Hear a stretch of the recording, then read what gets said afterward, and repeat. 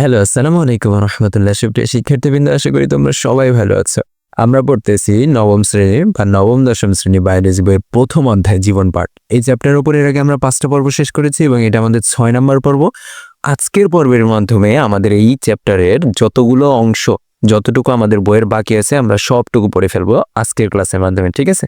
এবং নেক্সট ক্লাসে আমরা সৃজনশীল সলভ করে ফেলবো। তাহলে কি এই চ্যাপ্টার আমাদের একদম পুরো কমপ্লিট হয়ে যাবে। আজকের ক্লাসে আমরা এই যে দ্বিপদ নামকরণের যেই নিয়মগুলো আছে সেই নিয়মগুলো পড়বো। আচ্ছা, এরপরে হচ্ছে এই যে বৈজ্ঞানিক নামগুলো নিয়ে সবাই এত এত প্যারা খায়, সেই বৈজ্ঞানিক নামগুলো আজকে আমরা একদম সহজ করে পড়ে ফেলবো, ঠিক আছে? তো ক্লাসটা অনেক ইন্টারেস্টিং হবে। বৈজ্ঞানিক নাম নিয়ে আর কোনো প্যারাই খাওয়া লাগবে না ইনশাল্লাহ, আমি এমনভাবে দেখাবো, ঠিক আছে? তোমার কাজ কি? তোমার কাজ জাস্ট হাইলাইটার পেনটা হাতে নিবা, হাতে নিয়ে ক্লাসটা নিয়ে বসে পড়ো, ঠিক আছে? আচ্ছা, তাহলে চলো আমরা আমাদের আজকে পড়াশোনা শুরু করি। তোমার কোনো এফোর্ট দেওয়া লাগবে না, তুমি জাস্ট আমি যে অংশটুকু দাগাইতে বলবো যে অংশটুকু তোমাকে লিখতে বলবো সেই অংশটা তুমি লিখে নিবা, বইয়ে লিখবা, ঠিক আছে? আলাদা খাতা করার দরকার নাই। বায়োলজি কখনো আসলে নোট করে হয় না, বুঝছো? বায়োলজি নোট করা যায় একদম শর্ট করে, কিন্তু তুমি যদি বইয়ের লাইন বাই লাইন যদি লেখা শুরু করো খাতাতে, পরীক্ষার আগে যে এটা পড়তে মনে যাবে না, ঠিক আছে? এর জন্য আমি সবসময় প্রেফার করি বইটাকে নোটের মতো করে সাজানো লাগবে, ঠিক আছে? বইটাকে নোটের মতো করে সাজানো লাগবে, ঠিক আছে? আবার একদম ঘিজিমিজি করে ফেলানো যাবে না দাগায়, ঠিক আছে? আচ্ছা, শুরু করি। শ্রেণীবিন্যাসের বিভিন্ন ধাপ। এখন কথা হয়েছে এখানে যে প্রথম 3টা লাইন আছে এটার আমার দরকার নাই, তেমন গুরুত্বপূর্ণ না, কিন্তু এই লাইনটা একটুখানি পাওয়া লাগবে। একটি জীবকে প্রজাতি পর্যায়ে বিন্যাসে মূলত আন্তর্জাতিক কোড চিহ্নিত 7টা ধাপ আছে, বুঝছো? মূলত 7টা ধাপের মাধ্যমে তুমি এই শ্রেণীবিন্যাসটা করতে হবে তোমার। 7টা ধাপের মাধ্যমে। কয়টা ধাপের মাধ্যমে? 7টা ধাপের মাধ্যমে। এটা হচ্ছে আন্তর্জাতিকভাবে এটা নিয়ম, ঠিক আছে? আন্তর্জাতিকভাবে এটা নিয়ম। আচ্ছা, এখন এইগুলো হচ্ছে সেই 7টা নিয়ম। এখন তোমার কোশ্চেন আসতে পারে, ভাই এরম বাঁকা করে লেখা কেন? এটা তো এরকম সোজা করেও লিখতে পারতো। কিন্তু ভাইয়া না, এখানে নিয়মটাই হয়েছে বাঁকা করে লেখা, ঠিক আছে? এখন তোমার এই যে রাজ্য, পর্বত, শ্রেণী, বর্গ, গোত্র, গণ, প্রজাতি, এই 7টা নাম তোমার সুন্দর করে মুখস্থ করে ফেলা লাগবে। এই 7টা নাম তোমার সুন্দর করে মুখস্থ করা লাগবে এবং সিরিয়াল ওয়াইজ মুখস্থ করা লাগবে, ঠিক আছে? সিরিয়াল ওয়াইজ মুখস্থ করা লাগবে। অনেকের এগুলো উল্টাপাল্টা হয়ে যায়, উল্টাপাল্টা হওয়া যাবে না। প্রথমে কি করবা জানো? প্রথমে তুমি খালি রাজ্যটা পড়বা, সিঙ্গেল রাজ্যকে একা রেখে দিবা, রাজ্য একা শেষ। তারপরে এই পরে 3টা পড়বা, রাজ্য শেষ, পর্ব শ্রেণী বর্গ, রাজ্য, পর্ব শ্রেণী বর্গ, গোত্রগণ প্রজাতি। তারপরে এই 3টা পড়বা, গোত্রগণ প্রজাতি, ঠিক আছে? দেখো ইজি হয়ে গেছে না? রাজ্য, পর্ব শ্রেণী বর্গ, গোত্রগণ প্রজাতি, রাজ্য, পর্ব শ্রেণী বর্গ, গোত্রগণ প্রজাতি, 3টা করে, ঠিক আছে? প্রথমে রাজ্য, তারপর পর্ব শ্রেণী বর্গ, তারপরে কি গোত্র, গণ, প্রজাতি। আচ্ছা, এখন ভাই ইংলিশগুলো একটু পড়া লাগবে, ঠিক আছে? Kingdom, ফাইলম, class, order, family, genus, species. তুমি কিভাবে পড়বা? আগের মতো সেম, খালি কিংডম আলাদা, তারপরে কি ফাইলম, ক্লাস, অর্ডার। এই বিভাগ বা ডিভিশন এটা না বললেও হয়। তারপরে তুমি মনে রাখবা পর্বকে বিভাগও বলা যায়, ডিভিশনও বলা যায়, ঠিক আছে? আচ্ছা, তার মানে রাজ্য নেই, ইংলিশ কি? Kingdom, ফাইলম, class, order, family, genus, species, ফাইলম, class, order, kingdom. Simple না? বোঝা গেছে না? এই 7টা মুখস্থ হয়েছে? আশা করি হয়েছে। এখন দেখো এখানে কি লেখছে, শ্রেণীবিন্যাসে, আমি শ্রেণীবিন্যাসটাকে লিখে দিছি এখানে। শ্রেণীবিন্যাসের উপরের ধাপ যেন বড় একটা সেট। শ্রেণীবিন্যাসের প্রথম ধাপ কি? রাজ্য হচ্ছে সবচাইতে বড় একটা সেট, ঠিক আছে?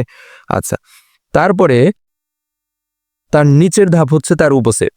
আচ্ছা, রাজ্যের উপসেট হলো পর্ব, পর্বের উপসেট হলো শ্রেণী উপসেট হলো বর্গ। তোমার এখানে কি সব মনে রাখা লাগবে? তুমি জাস্ট এইখান থেকেই একটা জিনিস মনে রাখবা, শ্রেণীবিন্যাসের উপরের ধাপ সবচাইতে বড় একটা সেট এবং তার নিচের ধাপ হচ্ছে তার উপসেট। শ্রেণীবিন্যাসের উপরের ধাপটা হচ্ছে বড় সেট এবং তার নিচের ধাপটা হচ্ছে তার উপসেট। এখানে কি বললো দেখো, বুঝতে পারো নাই তো? সমস্যা নেই। এইখানে দেখো, রাজ্য হচ্ছে সবচাইতে বড়। রাজ্য হচ্ছে সবচাইতে বড়, তার মানে রাজ্যের উপসেট কি হবে? তার পরেরটা পর্ব। রাজ্যের উপসেট কি? পর্ব। তোমাকে আমি যদি বলি বর্গের উপসেট কি বলো তো, তুমি কি বলবা? বর্গের পরে কি ছিল? গোত্র। গোত্র হচ্ছে বর্গের উপসেট। তোমাকে আমি যদি জিজ্ঞাসা করতাম, ভাই বলো তো গোত্রের উপসেট কি, তুমি বলতে কি গোত্রের উপসেট কি? গণ। তার মানে কি পরেরটাই জাস্ট উপসেট, ঠিক আছে? ঠিক আছে, সিম্পল। গণের উপসেট কি? প্রজাতি। সিম্পল না? সিম্পল। এই কথাটাই এখানে লেখা আছে যে শ্রেণীবিন্যাসের, এখানে কি লেখা আছে যে শ্রেণীবিন্যাসের উপরের ধাপ যেন বড় একটা সেট আর তার নিচের ধাপ তার উপসেট। রাজ্যের উপসেট হলো পর্ব, পর্বের উপসেট হলো শ্রেণী, শ্রেণীর উপসেট হলো বর্গ। শ্রেণীবিন্যাসের এই পদ্ধতিকে বলা হয় নেস্টেড হায়ারার্কি। Nested hierarchy. এই নেস্টেড হায়ারার্কি সংজ্ঞাটা তেমন একটা লাগবে না, কিন্তু পড়ে রাখা ভালো, যেহেতু বইয়ের ভিতরে আছে। আর আমাদের টার্গেট কি? আমাদের টার্গেট হচ্ছে আমরা এমনভাবে পড়বো যাতে করে তোমার হচ্ছে এইচএসসি লাইফে যে যখন মেডিকেল প্রিপারেশন নেব তখন আমাদের বায়োলজি নিয়ে এত প্যারা খাওয়া লাগবে না। 9-10 বায়োলজি যে ভালো করে পড়বে তার এইচএসসির বায়োলজি অনেক ইজি হয়ে যাবে। এইচএসসির বায়োলজি অনেক ইজি হয়ে যাবে, ঠিক আছে? এরপরে আসো। আচ্ছা, এরপরে লাইনটা কি বলছে? এরপরে লাইন বলছে যে হচ্ছে অনেক সময় পুনরাবৃত্তি এড়ানোর জন্য আগের ধাপের যেসব বৈশিষ্ট্য পরের ধাপেও থাকে সেগুলো উহ রাখা হয়। মানে তোমার হয়েছে এই রাজ্যের যে বৈশিষ্ট্য, রাজ্যের বৈশিষ্ট্যগুলো পর্বতে লেখা হয় না, ঠিক আছে? কিন্তু পর্বর ভিতরেও আছে, কিন্তু উহ করে রাখা হয়েছে, মানে লেখা হয় নাই আর কি, ঠিক আছে? আচ্ছা, এবার আসো, মানুষের বৈজ্ঞানিক নাম কি বলো তো তুমি? মানুষের বৈজ্ঞানিক নাম কি জানো তোমরা? অনেকেই জানো, অনেকেই জানো না। না জানাটাকেই আমি প্রেফার করব, ঠিক আছে? মানে না জানাটা ভালো, ঠিক আছে? ঠিক আছে, না জানাটা ভালো, জানার জন্য অনেক সময় এখনো পড়ে আছে। Homo sapiens. Homo sapiens. তাহলে মানুষের বৈজ্ঞানিক নাম কি? হোমো স্যাপিয়েন্স, ঠিক আছে? আচ্ছা, এখন আসো। আচ্ছা, মানুষ মানুষ কোন রাজ্যের অন্তর্ভুক্ত বলো তো? মানুষ কোন রাজ্যের অন্তর্ভুক্ত? মানুষ যে অ্যানিমেলিয়া রাজ্যের অন্তর্ভুক্ত এটা কি আমরা জানি না? জানি। মানুষ যে অ্যানিমেলিয়া রাজ্যের অন্তর্ভুক্ত এটা কি আমরা জানি না? জানি। আচ্ছা, মানুষকে কেন অ্যানিমেলিয়া রাজ্যে অন্তর্ভুক্ত করা হলো? তুমি অ্যানিমেলিয়া রাজ্যের বৈশিষ্ট্যগুলো পড়ছো না? ক্যারেক্টারিস্টিক্সগুলো পড়ছো না? পড়ছো না? কি কি ছিল? যে মানুষ পরভোজী, জটিল টিস্যুতন্ত্র বিদ্যমান, বহুকোষী, এই কারণে মানুষকে অ্যানিমেলিয়া রাজ্যের অন্তর্ভুক্ত করা হয়েছে। দেখো এখানে লেখা আছে, এটা কিসের? এই যে নিচে এখন যেগুলো পড়বো এগুলো কিসের পড়তেছি? এগুলো হচ্ছে মানুষের শ্রেণীবিন্যাস পড়বো এখন, ঠিক আছে? আচ্ছা, মানুষকে অ্যানিমেলিয়া রাজ্যের অন্তর্ভুক্ত করা হয়েছে কি কারণে? কারণগুলো এখানে দেওয়া আছে। এটা কি আর বলা লাগবে? না। আচ্ছা, মানুষকে এখন তাহলে কোন পর্বের অন্তর্ভুক্ত করা হয়েছে? অনেকেই জানো না পর্বের অন্তর্ভুক্ত করা হয়েছে, জানো না মানে কোন পর্বের অন্তর্ভুক্ত করা হয়েছে অনেকেই জানো না, তাই না? অনেকেই জানো না কারণ তোমাদেরকে পড়ানোই হয় নাই। আচ্ছা, মানুষ হচ্ছে করডাটা পর্বের অন্তর্ভুক্ত। মানুষ কোন পর্বের অন্তর্ভুক্ত? করডাটা পর্বের অন্তর্ভুক্ত। কি কারণে করডাটা পর্বের অন্তর্ভুক্ত? কারণ মানুষের জীবনের কোনো একটা সময় নটোকর্ড থাকে, ঠিক আছে? জীবনের কোনো একটা সময় নটোকর্ডের উপস্থিতি থাকে। এখন কথা হচ্ছে নটোকর্ড জিনিসটা কি? নটোকর্ড জিনিসটা কি? আচ্ছা, যখন তুমি একদম ভ্রূণ অবস্থায় ছিলা, ঠিক আছে? যখন তুমি একদম ভ্রূণ অবস্থায় ছিলা, ভ্রূণ মানে কি? মায়ের পেটে ছিলা, যখন তোমার দেহের কোনো গঠন হয় নাই, মানে তোমার হাত পা চোখ কান এগুলো যখন গঠিত হয় নাই, তখন তোমার দেহের ভিতরে এই যে মাঝখানে যে লাল একটা দেখতে পাইতেছ না, এরকম একটা অংশ ছিল, যেটাকে বলা হচ্ছে নটোকর্ড। নটোকর্ড লম্বা দণ্ডের মতো একটা অংশ, ঠিক আছে? নটোকর্ড এইটাই তুমি বড় হওয়ার পরে তোমার পিঠের দিকে এখন যদি হাত দাও তুমি কিন্তু এটা দেখতে পাও, এটা হচ্ছে মেরুদণ্ড, ঠিক আছে? এই নটোকর্ডটাই যখন তুমি বড় হয়ে যাচ্ছ তখন মেরুদণ্ডে পরিণত হয়ে যাচ্ছে। হ্যাঁ, তার মানে যে কোনো প্রাণীর যদি নটোকর্ড থাকে সে কোন পর্বের অন্তর্ভুক্ত? করডাটা পর্বের অন্তর্ভুক্ত। যে কোনো প্রাণীর যদি নটোকর্ড থাকে সে কোন পর্বের অন্তর্ভুক্ত? করডাটা পর্বের অন্তর্ভুক্ত। সিম্পল না? শেষ। নটোকর্ড হলো দেহের ভেতরের থাকা একটি লম্বা দণ্ডের মতো গঠন যা ভ্রূণ অবস্থায় প্রাণীর পিঠের দিকে থাকে। আমি কি এটাই বললাম? তুমি কিভাবে নটোকর্ড কি তুমি কিভাবে মনে রাখবা? তুমি জাস্ট মনে রাখবা আমি যখন বাচ্চা ছিলাম, বাচ্চা মানে একদম যখন মায়ের পেটে ছিলাম তখন তো আমি ভ্রূণ ছিলাম, তো তখন ভ্রূণ থাকা অবস্থায় আমার দেহের ভিতরে একটা লম্বা দণ্ডের মতো অংশ ছিল, সেই অংশটাকে নটোকর্ড বলে। আচ্ছা, ওই নটোকর্ড এখন আমার দেহে মেরুদণ্ডে পরিণত হয়ে গেছে, চেঞ্জ হয়ে গেছে, ঠিক আছে? নটোকর্ডের সঙ্গে আর মুখস্থ করা লাগবে? আশা করি লাগবে না। এইবার আসো, শ্রেণী হচ্ছে মামালিয়া। শ্রেণী আমরা এই যে সিরিয়াল করে পড়ে আসছিলাম না, প্রথমে কিংডম পড়ব, তারপর পর্ব শ্রেণী, বর্গ পর্ব, শ্রেণী হচ্ছে মামালিয়া। কারণ কি কারণে মামালিয়া শ্রেণী অন্তর্ভুক্ত? কারণ বাচ্চাকে বুকের দুধ খাওয়ায় এবং কি আমাদের লোম আছে না, চুল আছে না, তার মানে যেই সকল প্রাণী তোমার হচ্ছে বাচ্চাকে বুকের দুধ খাওয়ায়, লোম আছে, চুল আছে, তারা কি মামালিয়া শ্রেণীর অন্তর্গত, ঠিক আছে? মামালিয়া শ্রেণীর অন্তর্গত। আচ্ছা, এবার আসো বর্গ। বর্গ অর্ডার কি? প্রাইমেট বর্গের অন্তর্ভুক্ত। প্রাইমেট বর্গের অন্তর্ভুক্ত। এখন মানুষ কেন প্রাইমেট বর্গের অন্তর্ভুক্ত? বর্গ তো আরো অনেক ছিল, কেন শুধুমাত্র প্রাইমেট বর্গেরই অন্তর্ভুক্ত? কারণ মানুষের আঁকড়ে ধরার উপযোগী হাত আছে। এই যে হাত, তুমি এই হাত দিয়ে যে কোনো কিছু ধরতে পারো না? চাপে ধরতে পারো না? পারো? পারো না? পারো। যেই সকল প্রাণী এই টাইপের হাত আছে তারা সবাই প্রাইমেটের অন্তর্ভুক্ত। যেমন দেখো এই যে এই প্রাণীটা, এর নাম হচ্ছে শিম্পাঞ্জি, ঠিক আছে? শিম্পাঞ্জি, শিম্পাঞ্জির দেখো এই যে হাত আছে, এই হাত দিয়ে সে কিন্তু ধরতে পারে। বানরেরও কিন্তু এরকম হাত আছে, তার মানে তারা কি? প্রাইমেট বর্গের অন্তর্ভুক্ত, ঠিক আছে? দৃষ্টিশক্তি বেশ উন্নত, আমাদের দৃষ্টিশক্তি যেই উন্নত এরম আর কারো আছে? আর কারণে। এবার আসো গোত্র। গোত্র হচ্ছে হোমিনিডাই এর অন্তর্ভুক্ত। হোমিনিডাই এর অন্তর্ভুক্ত। এখন কথা হয়েছে কেন হোমিনিডাই এর অন্তর্ভুক্ত? কারণ মানুষ, শিম্পাঞ্জি, গরিলা, ওটাং প্রভৃতির সাথে সাদৃশ্য আছে মানুষের। শিম্পাঞ্জি কারা? এই যে এগুলা, এগুলা, ঠিক আছে? এগুলা হচ্ছে শিম্পাঞ্জি। তো এই মানুষের এই শিম্পাঞ্জি, এরপর হচ্ছে গরিলা, এগুলার সাথে মিল আছে অনেক, ঠিক আছে? এগুলোর সাথে মিল আছে অনেক। এই কারণে মানুষ কোন গোত্রের অন্তর্ভুক্ত? হোমিনি গোত্রের অন্তর্ভুক্ত, হোমিনিডি, ঠিক আছে? আচ্ছা, এইবার আসে হচ্ছে গণ। গণ, গণ হইছে হচ্ছে হোমো। গণ কি? হোমো। কারণ দেহের অনুপাতে মস্তিষ্ক সবচেয়ে বড় এবং খাড়া দুই পায়ে হাঁটতে পারে। এই যে মানুষ কি খাড়া দুই পায়ে হাঁটতে পারে না? তার মানে মানুষ খাড়া দুই পায়ে হাঁটতে পারে এবং দেহের অনুপাতে মস্তিষ্ক বড়, মাথাটা বড়, মাথাটা বড়। এই কারণে কি তোমার হয়েছে হচ্ছে মানুষ হোমোগণের অন্তর্ভুক্ত। আমার মনে হচ্ছে ক্লাসটা একটু বোরিং লাগতেছে তোমাদের, তাই না? আমার মনে হয় একটু বোরিং লাগতেছে। আচ্ছা, তোমরা কি জানো একটা বিজ্ঞানীর আবিষ্কার করছে যে মানুষ নাকি আগে তোমার হয়েছে ছিল, হনুমান ছিল বা বানর ছিল, বানর থেকে আস্তে আস্তে নাকি মানুষ হয়েছে। এটা কি তোমার বিশ্বাস হয়? দেখো এখানে কিন্তু ওইটাই দিয়ে রাখছে। এটা কি তোমার বিশ্বাস হয়? তার মানে তারা এত জানলে আলা, এত বড় বড় বিজ্ঞানী, কিন্তু এটা কেমনে আবিষ্কার করলো? কি আবিষ্কার করলো এটা? একটু অবাক লাগে না? অবাক লাগে। মনে হয় যে এই বিজ্ঞানীগুলো একটু বলদ টাইপের আছে। আচ্ছা, গণ। গণ কি? হোমো। গণ হয়েছে হচ্ছে হোমো বা জেনাস কি? হোমো। মানুষেরও জেনাস কি? হোমো। প্রজাতি কি? প্রজাতি বা স্পেসিস কি? Homo sapiens. Homo sapiens. কারণ কি? চওড়া, খাড়া কপাল, খুলির হাড়, হোমোগণের অন্য প্রাণীর তুলনায় পাতলা ও বুদ্ধিভিত্তিকভাবে উন্নত। তোমার এখানকার ভিতরে জাস্ট এইটা মনে রাখবা তুমি, যে মানুষ বুদ্ধিভিত্তিকভাবে উন্নত, এই কারণে তাদের প্রজাতি হয়েছে হচ্ছে সেপিয়েন্স। তাদের প্রজাতি কি? Homo sapiens. সেপিয়েন্স, সেপিয়েন্স, ঠিক আছে? আচ্ছা, এখন তুমি আমাকে বলো মানুষের বৈজ্ঞানিক নাম কি পড়ছো তুমি? এতক্ষণ বড় কি পড়ালাম ভাই? হোমো সেপিয়েন্স পড়াইলাম, স্যাপিয়েন্স পড়াইলাম, হোমো সেপিয়েন্স। এইখানকার ভিতরে এই যে হোমো অংশটুকু না, এই হোমো অংশটুকু হচ্ছে মানুষের গণের নাম, গণের নাম। আর এই যে স্যাপিয়েন্স অংশটুকু হচ্ছে প্রজাতির নাম, প্রজাতির নাম, ঠিক আছে? আচ্ছা, এখন তোমাকে আমি যদি মানুষের বৈজ্ঞানিক নাম না দিয়ে, তোমরা কি ধানের বৈজ্ঞানিক নাম জানো? যারা জানো না, জানার দরকার নেই, এখন জানবা, সমস্যা কি?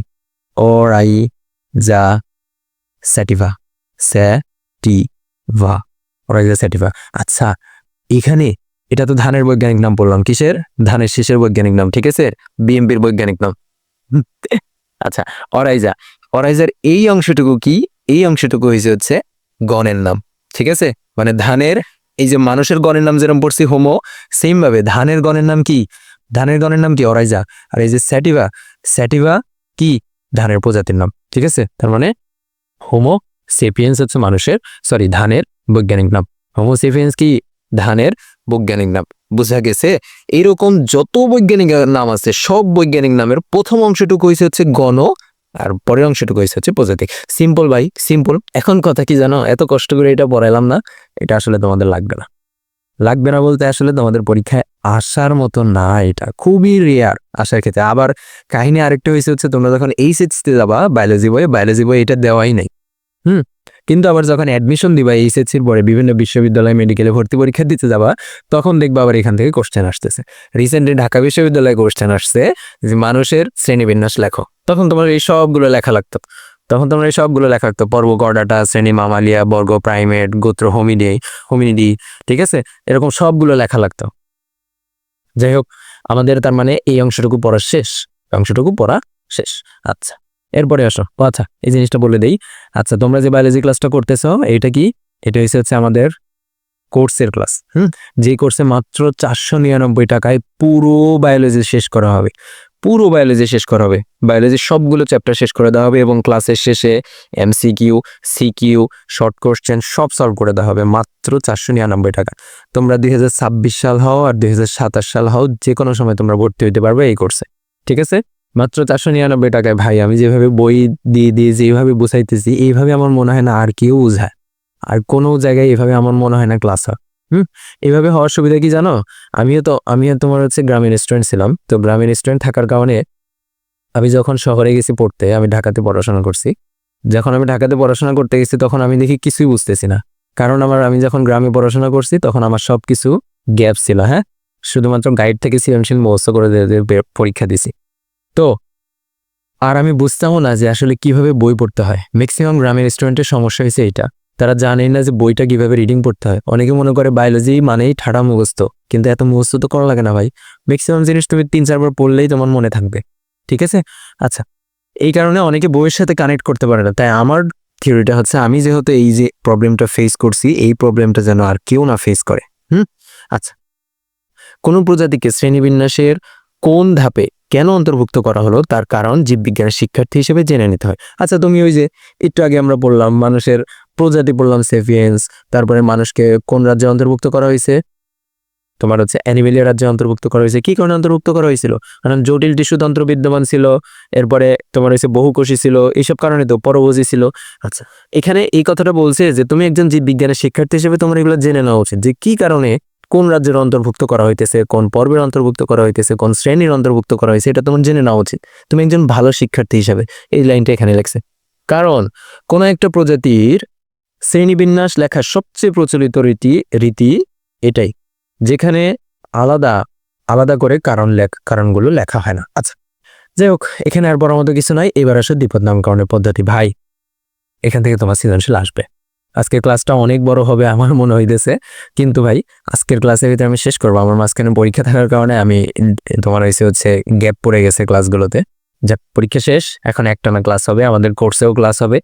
আচ্ছা আচ্ছা, দ্বিপদ নামকরণের পদ্ধতি শুরু করে দিই। হ্যাঁ, আচ্ছা, একটি জীবের বৈজ্ঞানিক নাম দুটি অংশ বা পদ নিয়ে গঠিত। একটু আগে আমরা পড়ে আসলাম হোমোসেপিয়েন্স পড়ে আসছি না? হোমোসেপিয়েন্স পড়ে আসলাম, হোমো স্যাপিয়েন্স হোমোসেপিয়েন্স, বানান ভুল গেল কিনা? এই একটা অংশ দুইটা অংশ নিয়ে গঠিত না? এটাই বলছে যে হচ্ছে একটি জীবের বৈজ্ঞানিক নাম দুটি অংশ বা পদ নিয়ে গঠিত। প্রথম অংশটি তার গণের নাম, প্রথম অংশটুকু তার গণের নাম, দ্বিতীয় অংশটি তার প্রজাতির নাম। এগুলোতে আমি এতক্ষণ পরে আসলাম। আচ্ছা, এখন দেখো এখানে কাম করছে, তোমার গোল আলুর বৈজ্ঞানিক নাম দিয়ে দিছে। দেখো, সোলানাম টিউবারোসাম। অনেকেরই এটা মুখস্থ করতে একদম কষ্ট হয়ে যাবে ভাই, এটা স্বাভাবিক ভাই। আমি 2.5 বছর 3 বছর পরেও আমি মুখস্থ করতে পারছিলাম না ফার্স্টে, কারণ আমাকে কেউ বলেই নাই যে ভাই এইভাবে পড়লে দেখো এগুলো মুখস্থ থাকবে ইজিলি। আমি তোমাদেরকে বলে দেবো, ঠিক আছে? আর একটু পরে আমরা বৈজ্ঞানিক নামে যাব, সেখানে সবগুলো বৈজ্ঞানিক নাম লেখা আছে। আচ্ছা, গোলালুর বৈজ্ঞানিক নাম সোলানাম টিউবারোসাম। আচ্ছা, এখানে সোলানাম হচ্ছে গণ, টিউবারোসাম হচ্ছে প্রজাতি বোঝায়।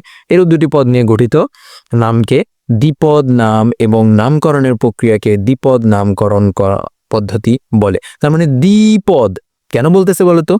দ্বিপদ কারণ দুইটা পদ, এই একটা পদ, এই একটা পদ, দুইটা পদ নিয়ে নাম হইতেছে, এই কারণে দ্বিপদ নামকরণ বলা হইতেছে। এরকম ত্রিপদও আছে, মানে 3 পদেরও নাম আছে, ঠিক আছে? যেটা তোমাদের লেভেলে নাই, তোমরা যখন এইচএসসিতে উঠবা তখন দেখতে পাবা, ঠিক আছে? আচ্ছা, এখন আসো, দ্বিপদ নামকরণের পদ্ধতির লক্ষ্য একটাই, তা হচ্ছে এই বৈচিত্র্যময় জীবজগতের প্রতিটি জীবকে আলাদা আলাদা নামে সঠিকভাবে জানা। এই তার মানে নামকরণের লক্ষ্য কি? লক্ষ্য একটাই, এই সারা বিশ্বে যত প্রাণী আছে সবগুলো প্রাণীকে আলাদা আলাদা সিঙ্গেল নামে জানা, ঠিক আছে? তোমরা দেখছো না, তোমার এলাকাতেই দেখবা রহিম নামের 4-5টা লোক আছে, তারপরে তোমার হচ্ছে করিম নামের কয়েকটা লোক আছে, জুবাইর নামের কয়েকটা লোক আছে দেখবা। কিন্তু বৈজ্ঞানিক নামের ক্ষেত্রে কি, একটা নাম শুধু একজনেরই থাকবে, পৃথিবীতে আর কারো থাকতে পারবে না। দ্বিপদ নামকরণের সিস্টেম বুঝতে পারছো? বুঝতে পারছি। আচ্ছা দেখো, দ্বিপদ নামকরণের পদ্ধতির লক্ষ্য একটাই, তা হচ্ছে এই বৈচিত্র্যময় জীবজগতের প্রতিটি জীবকে আলাদা নামে সঠিকভাবে জানা। আন্তর্জাতিকভাবে কিছু সুনির্দিষ্ট নিয়ম মেনে জীবের বৈজ্ঞানিক নাম নির্ধারণ করা হয়। আচ্ছা,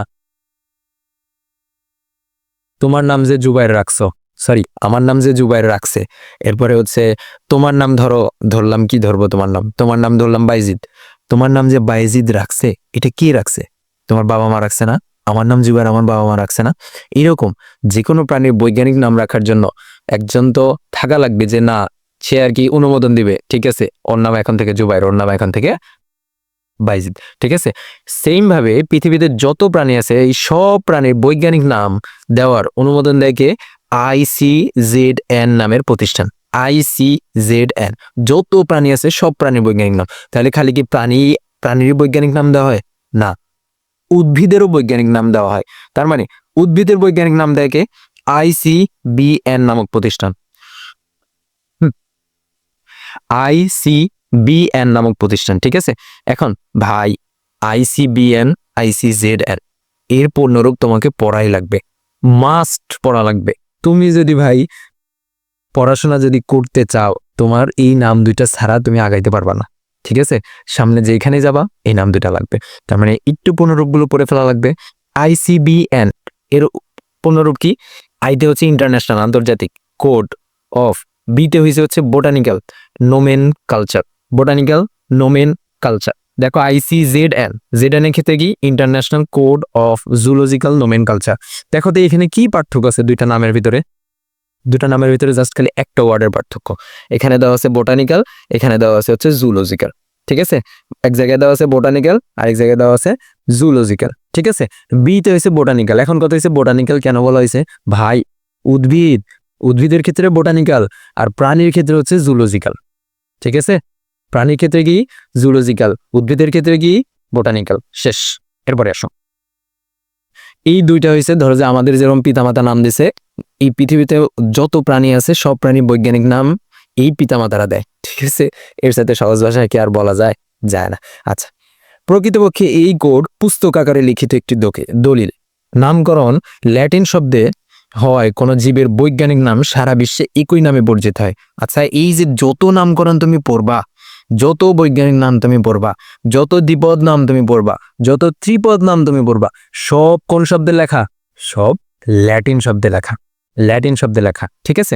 আচ্ছা, এবার আসো আচ্ছা আরেকটা জিনিস, এই দ্বিপদ নামকরণ এই জিনিসটা আবিষ্কার করছে কোন বেটা? এই জিনিসটা আবিষ্কার করছে কি? এটা আবিষ্কার করছে হচ্ছে তোমার ক্যারোলাস লিনিয়াস, ঠিক আছে। ক্যারোলাস লিনিয়াস, এই বান্দার নাম না বললে হয়, লিনিয়াস। আচ্ছা, আমি এর পিকচার দেখাইছি না এর আগে? দেখাইছি, আমার মনে আছে, এই যে সুন্দর চুল লালা। আচ্ছা, এইবার 1753 সালে সুইডিশ বিজ্ঞানী ক্যারোলাস লিনিয়াস স্পেসিস প্ল্যান্টারাম বইটি রচনা করে। ক্যারোলাস লিনিয়াস, এই যে ক্যারোলাস লিনিয়াসের কথা বললাম, এই ক্যারোলাস লিনিয়াস এই বইটা লেখছে, এটা একটা বই, স্পেসিস প্ল্যান্টারাম বইটি রচনা করেন। এবং এই বইটি উদ্ভিদ বিজ্ঞানের এক গুরুত্বপূর্ণ অধ্যায়ের সূচনা করে উদ্ভিদ বিজ্ঞানে, কারণ এর প্রকাশনের মাধ্যমে তিনি দ্বিপদ নামকরণ পদ্ধতি প্রবর্তন করেন, গণপ্রজাতির সংজ্ঞা দেন। তার মানে দ্বিপদ নামকরণ পদ্ধতির প্রবর্তন করেন কে? মাত্রই বললাম ক্যারোলাস লিনিয়াস, উপরে লিখে দিয়ে আসলাম, ঠিক আছে। আচ্ছা, তিনি প্রথম এই গ্রন্থে জীবের শ্রেণী বর্গ, এরপরে হচ্ছে গণ ও প্রজাতির ধাপগুলো ব্যবহার করে। এবং লিনিয়াসের এই দ্বিপদ নামকরণ পদ্ধতি নিঃসন্দেহে একটি অনন্য উদ্ভাবন। এই পদ্ধতি অনুযায়ী প্রতিটি জীবের এখন দেওয়া আছে হচ্ছে নামকরণের পদ্ধতি। এখন তোমাকে আমি নামকরণের পদ্ধতি শিখিয়ে দিব, নামকরণের কিভাবে তুমি নামগুলো করবা, কিভাবে তুমি একটা বৈজ্ঞানিক নাম লিখবা। তোমার সামনে যা আসবে তখন তুমি সেগুলোরও বৈজ্ঞানিক নাম লিখতে পারবা, ঠিক আছে। ইচ্ছা মতো নিজের মতো করে বানায় লিখতে পারবা, ঠিক আছে। দেখো, কয়েকটা জিনিস আছে, আগেই নিয়মগুলো মুখস্থ করা লাগবে। এখানে কয়টা নিয়ম আছে? 8টা নিয়ম আছে। এই 8টা নিয়ম তোমার ভাই মুখস্থ করা লাগবে, 8টা নিয়ম তোমার মুখস্থ করা লাগবে, তোমার সৃজনশীলে আসবে এটা। আচ্ছা, প্রথম লাইনে কি লেখা আছে যে হচ্ছে তুমি নামকরণগুলো কোন ভাষায় লেখা লাগবে? ল্যাটিন ভাষায় লেখা লাগবে, এবং ল্যাটিন ভাষার মতো করে উপস্থাপন করা লাগবে। এখন তোমার মনে কোশ্চেন আসতে এইবারে, ভাইয়া ল্যাটিন ভাষায় কেন লিখবো? একটু আগেই তো পড়ে আসলাম ভাই, ল্যাটিন ভাষায় কেন লিখবো? এই যে নামকরণ ল্যাটিন শব্দে হওয়ায় কোন জীবের বৈজ্ঞানিক নাম সারা বিশ্বে একই নামে পরিচিত হয়। তার মানে ল্যাটিন ভাষায় লেখার মাধ্যমে কি হবে? সারা বিশ্বের সব মানুষের কাছে একই নামে উপস্থাপিত হবে। এখন তুমি যদি ভাই বাংলায় লেখো, বাংলা কি অন্য দেশের মানুষরা জানে? না, বাংলা কি শুধুমাত্র আমরা আর ভারতীয়রা। এই দুইটা দেশেই শুধুমাত্র বাংলা আছে, আর তো কোথাও বিশ্বে কটা দেশ? 194টা দেশ। 194টা দেশের মধ্যে কি আর কোথাও তোমার হচ্ছে বাংলা আছে? না, জানতে পারবে না। কিন্তু এই ল্যাটিনটা সারা বিশ্বে মোটামুটি তোমার আগের যুগে ব্যবহৃত হতো, এখন তো ইংলিশ ব্যবহৃত হয়। যাই হোক, আচ্ছা, তার মানে তোমার এখানে মাথায় রাখা লাগবে কি, নামকরণ ল্যাটিন ভাষায় করা লাগে। নামকরণ কি ল্যাটিন ভাষায় করা লাগে, নিজের ভাষায় বলবা। তুমি পরীক্ষার খাতায় যে কি তুমি বইয়ের ভাষা কি জীবনে লিখতে পারবা? বইয়ের ভাষা কি তুমি জীবনে লিখতে পারবা? লিখতে পারবে, কিছু আছে, কিন্তু আমি লিখতে পারতাম না কখনো। এই কারণে তুমি নিজের ভাষায় বলবা। প্রথমটা কি শিখছো? প্রথমটা শিখছি যে ভাই নামকরণ আমি লিখবো, ঠিক আছে, কিন্তু নামকরণটা আমার ল্যাটিন ভাষায় লেখা লাগবে। আমি বাংলা, ইংরেজি, উর্দু আর ফার্সি, হিন্দি এগুলো ব্যবহার করতে পারবো না, ঠিক আছে। এবার আসো, তরুণ প্রাণীবিজ্ঞানী সাজিদ আলী হাওলাদার সম্প্রতি নতুন প্রজাতির এক ব্যাঙ আবিষ্কার করেছেন, যা কেবল ঢাকায় পাওয়া যায়। তরুণ প্রাণীবিজ্ঞানীকে সাজিদ আলী হাওলাদার সম্প্রতি নতুন প্রজাতির এক ব্যাঙ আবিষ্কার করেছেন, যা কেবল শুধুমাত্র ঢাকায় পাওয়া যায়। আচ্ছা, তিনি এই ব্যাঙটির বৈজ্ঞানিক নাম দিয়েছে কি জানো? জাকেরানা ঢাকা। আচ্ছা, প্রথম কথা হচ্ছে সাজিদ আলী হাওলাদার এই বান্দাটাকে, এই বান্দাটা হচ্ছে ইনি, ঠিক আছে, লাল বানায় দিলাম জব। এইটা হচ্ছে উনি, সাজিদ আলী হাওলাদার। তো এই মানুষটা হচ্ছে নতুন প্রজাতির ব্যাঙ আবিষ্কার করে ফেলছে, যেটা শুধুমাত্র ঢাকাতেই পাওয়া যায়। এই মানুষটা শুধুমাত্র ঢাকাতেই পাওয়া যায়, আর কোথাও পাওয়া যায় না। আচ্ছা, তিনি এই ব্যাঙটার নামকরণ কি করছে? ব্যাঙটার নামকরণ করছে হচ্ছে জাকেরানা ঢাকা। এখন কথা হয়েছে জাকেরানা ঢাকা, এই দুইটা দ্বারা কি বোঝানো হইতেছে? আমরা জানতাম হচ্ছে প্রথম অংশটা গণের নাম, দ্বিতীয় অংশটা প্রজাতির নাম। প্রজাতিটা শুধুমাত্র ঢাকাতে পাওয়া যাইতেছে, এই কারণে এটার নাম তোমার হচ্ছে সোজা বাংলা ভাষায় আমি যদি আবার বলি যে এই ব্যাঙটা শুধুমাত্র বাংলাদেশের ঢাকাতেই পাওয়া যাইতেছে, এই কারণে এটার নাম দেওয়া হয়েছে হচ্ছে ঢাকা, ঠিক আছে। তোমার প্রজাতিটার নাম দেওয়া হয়েছে হচ্ছে ঢাকা। এখন তাহলে গণের নাম যে জাকেরানা দিল, এটা কিভাবে দিল? এটা কেন দিল? এইটা হচ্ছে ঢাকা বিশ্ববিদ্যালয়ের প্রাণীবিদ্যা বিভাগের প্রতিষ্ঠাতা কাজী জাকের হোসেনের প্রতি সম্মান দেখিয়ে এই গণের নাম জাকেরানা রাখা হয়েছে। এখন এখানে ওনার নাম হচ্ছে কাজী জাকের হোসেন, কিন্তু এখানে নাম দিছে জাকেরানা। কি কারণে জাকেরানা দিছে? কারণ জিনিসটা ল্যাটিন বানানো হয়েছে, ঠিক আছে, ল্যাটিন ভাষা বানানো হয়েছে জাকেরানা দিয়ে। জাকেরানাটা এখন কে? এই যে উনি, এই জাকে, এটা হচ্ছে উনি ডক্টর কাজী জাকের। কি করলাম? জাকের, কাজী জাকের হচ্ছেন উনি, ঠিক আছে, উনি। আচ্ছা, এই উনার প্রতি সম্মান দেখায়া এই ব্যাংকটার নাম রাখা হয়েছে হচ্ছে জাকেরানা ঢাকা, ঠিক আছে। আচ্ছা, তোমার একটা পয়েন্টে এতক্ষণ লাগাই দিলাম। আচ্ছা, বৈজ্ঞানিক নামের দুটি অংশ থাকবে, প্রথম অংশটি গণ নাম এবং দ্বিতীয় অংশটা প্রজাতির নাম। এই নিয়মটা তো আমরা একটু আগে শিখে আসলাম। প্রথম অংশটা কি গণ, দ্বিতীয় অংশটা প্রজাতি। যেমন দেখো, রুই মাছের বৈজ্ঞানিক নাম হচ্ছে ল্যাবিও রোহিতা, রুই মাছের বৈজ্ঞানিক নাম, কিন্তু এখানে তোমার হচ্ছে ল্যাবিও হচ্ছে গণ আর রোহিতা হচ্ছে প্রজাতি। তার মানে কি, এই 2 নম্বরটা তো আমার বোঝানো লাগবে না। 3 নম্বরে আসো, জীবজগতের আচ্ছা, একটা জিনিস সরি, এই ব্যাংকটা যারে নিয়ে এত কিছু, তারে যদি না দেখায়, এই জিনিসটা কেমন হয়ে গেল না? এই তো, এটা হচ্ছে সেই ব্যাংকটা, যেটা শুধুমাত্র ঢাকাতে পাওয়া যায়। আশা করি দেখা যাইতেছে, কিউট আছে যদিও ব্যাংকটা। আচ্ছা, ওকে, এরপরে জীবজগতের প্রতিটি বৈজ্ঞানিক নামকে অনন্য বা ইউনিক থাকতে হয়, কারণ একই নাম দুটি পৃথক জীবের জন্য ব্যবহারের অনুমতি নেয়। ওই তো, নামকরণ করার কারণ কি? প্রত্যেকটা জীবকে আলাদা আলাদা নামকরণ দেওয়া হইতেছে, আলাদা আলাদা নাম দেওয়া হইতেছে। আচ্ছা, বৈজ্ঞানিক নামের প্রথম অংশের প্রথম অক্ষর বড় হাতে লিখতে হয়, বাকি অক্ষরগুলো ছোট হাতের অক্ষর দিয়ে লিখতে হয়। মানে কি, তুমি পড়ছো না হোমো সেপিয়েন্স, পড়ছো না একটু আগে? হোমো সেপিয়েন্স, সেপিয়েন্স, বানান কি ভুল করলাম নাকি ভাই? বানান ভুল করলে মাফ করে দিও ভাই। এখানে হচ্ছে এই যে প্রথম অক্ষর এইচ, প্রথম অংশ, এটা প্রথম অংশের প্রথম অক্ষর এইচটা হচ্ছে বড় হাতের, বাকি সবগুলো হবে হচ্ছে ছোট হাতের। এইটার প্রথম অক্ষরটাও হবে হচ্ছে ছোট হাতের, ঠিক আছে, সব হবে ছোট হাতের। শেষ। এরপরে বৈজ্ঞানিক নামের প্রথম অংশের প্রথম অক্ষর বড় অক্ষর হবে এবং বাকি অক্ষরগুলো ছোট অক্ষর হবে। শেষ। এরপরে আসো, দ্বিতীয় অংশটির নাম হবে ছোট অক্ষর দিয়ে লিখতে হবে। যেমন দেখো, এখানে কি করছে, পেঁয়াজের বৈজ্ঞানিক নাম লিখে দিছে অ্যালিয়াম কেপা, কেপার দেখো সি ছোট হাতের, আবার এখানে এটা বড় হাতের। সিংহ কি? সিংহ হচ্ছে প্যাথারা। লিও, লিওর দেখো এলটা ছোট হাতের বাট পিটা বড় হাতের। আচ্ছা, 4টা রুলস আমাদের পড়া শেষ। 5 নম্বর রুলস, বৈজ্ঞানিক নাম মুদ্রণের সময় সর্বদা ইতালিক অক্ষরে লেখা হয়। সর্বদা কি? ইতালিক অক্ষরে লেখা। এখন বিষয় কি? বিষয় হচ্ছে অনেকেই জানে না যে ভাই ইতালিক জিনিসটা কি। ইতালিক জিনিসটা কি? আচ্ছা, ইতালিক জিনিসটা হচ্ছে ধরো অ্যাড টেক্সট কই, অ্যাড টেক্সটের option, add text, add text, add text. আচ্ছা আচ্ছা, অ্যাড টেক্সটটা পাইলাম না। এখন আমি জিনিসটা নর্মালি বুঝাই দিই। যেমন ধরো মানুষের বৈজ্ঞানিক নাম আমরা কি পড়ছি? আমরা মানুষের বৈজ্ঞানিক নাম পড়ছি হচ্ছে যেমন হোমো, হোমো স্যাপিয়েন্স, স্যাপিয়েন্সটুকু লিখলাম না, ঠিক আছে? আচ্ছা, তুমি যখন কম্পিউটারে লিখবা না, কম্পিউটারে যখন তুমি এই জিনিসটা লিখবা হোমো স্যাপিয়েন্সটারে, তখন তোমার একটু বাঁকা করে লেখা লাগবে। হোমো একটু বাঁকা করে, এটাকে বলা হচ্ছে ইতালিক অক্ষরে লেখা। ইতালিক করে লেখা। এই যে এখানে লেখা কি? সর্বদা ইতালিক অক্ষরে লিখতে হবে। কখন? যখন বৈজ্ঞানিক নাম মুদ্রণের সময় বা তুমি যখন কম্পিউটারে লিখতেছ সেই সময়। এখন তোমাকে যদি আমি হাতে এইভাবে হোমোটাকে বা এই বৈজ্ঞানিক নামটাকে তোমাকে যদি হাতে লেখার সময় যদি বাঁকা করে লিখতে বলি, তোমার কি কষ্ট হবে না? কষ্ট হবে। এই কারণে যখন তুমি হাতে লিখতেছো বৈজ্ঞানিক নাম, সব সময় যখন তুমি হাতে লিখবা, ধরো যেমন কি লিখবো? আচ্ছা, নতুন একটা বৈজ্ঞানিক নাম লিখি, যেমন হচ্ছে আচ্ছা ধানেরটাই লিখি, অরাইজা যা স্যাটিভা, স্যাটিভা। এটা যখন তুমি মুদ্রণের ক্ষেত্রে লিখতেছ তখন একটু বাঁকা করে লেখা লাগবে। এটাকে বলা হইতেছে হচ্ছে ইতালিক, অরাইজা স্যাটিভা। আমার লেখা খারাপ ভাই, জিনিসটা একটু স্যাক্রিফাইস করিও। কিন্তু যখন তুমি হাতে লিখবা অরাইজা, অরাইজা যা স্যাটিভা, স্যাটিভা, তখন তোমার রুলস হচ্ছে এর নিচে দিয়ে একটা দাগ দিয়ে দেওয়া লাগবে এভাবে। যখন তুমি হাতে লিখবা তখন পরীক্ষার খাতায় যদি তুমি কোনো বৈজ্ঞানিক নাম যদি লেখো, অবশ্যই নিচে এইভাবে দাগ দিয়ে দেওয়া লাগবে। এছাড়া কিন্তু ভাই সেটা ভুল হিসাবে গণ্য হবে। সেটা তোমার বৈজ্ঞানিক নাম তুমি যে লেখছো এই জিনিসটা গণ্য হবে না কিন্তু। খুবই সাবধান, ভুল করা যাবে না। এই জিনিসটা এখানে লিখে দিছে, এটা কি? বৈজ্ঞানিক নামের নিয়ম। আচ্ছা, এরপর হাতে লেখা সবসময় গণপ্রজাতির নিচে এই যে দেখো দাগ দিয়ে দিছে।